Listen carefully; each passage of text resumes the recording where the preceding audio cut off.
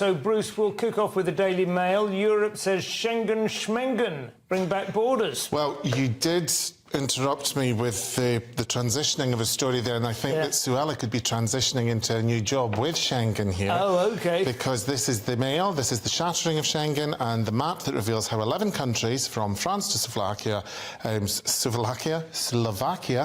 Sweden to Germany, are rebelling against EU free movement in the face of terrorism and out-of-control immigration. Day by day, the face of Europe is dramatically changing as terrorist threats and out-of-control immigration destroy the EU's ideal of passport-free travel between its member states. So the idea of Schengen, which we're all familiar with, this is when you're able to just drive from Switzerland, or not Switzerland, I don't know, that's part of it, but let's say, Luxembourg into France, whatever, and you don't even notice you've moved between countries. This seems to be something that they can withdraw at will, because I was under the impression that was a universal charter, that was something they'd all committed to. Well, it rather undermines it, doesn't it? So what they've done here is, there are 11 nations in the Schengen area, from France again to Slovakia, have reinstated long-abandoned border restrictions, including identity vetting, passport checks, police interviews, static checkpoints and vehicle inspections. Yeah. What do you think? But it's kind of like you said, Simon, because it says taking the train from Austria into Germany feels like Schengen never existed. So it's just kind of a feel, it's a vibe they've got rid of it.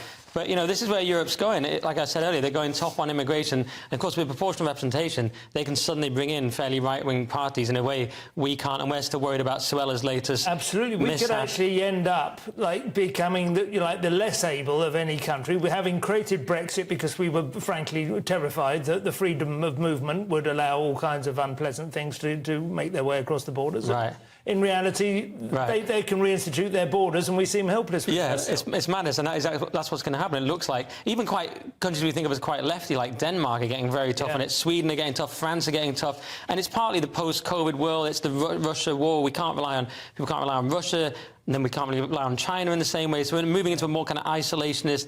Supply chains won't be the same thing, and obviously the threat of just mass immigration. It's funny how we anticipated that immediately after COVID, that we all thought globalisation was over because of supply chains carrying viruses with them. But actually, I think the human threat, I think the societal, the demographic. And it's funny you mentioned Denmark as a particular example, because I know that they are very proud, rightly so, of their heroic, protection that they offered to the Jews during the Second World War. They were particularly valiant and self-sacrificial in defying the Nazis. And several Jewish statues and monuments and so on have been defiled recently in the sort of Europe-wide.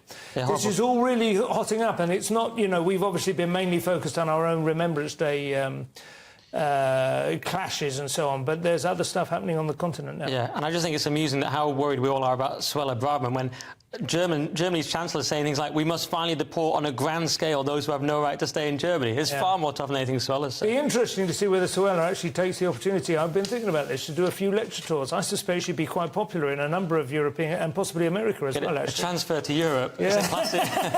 Get through the window.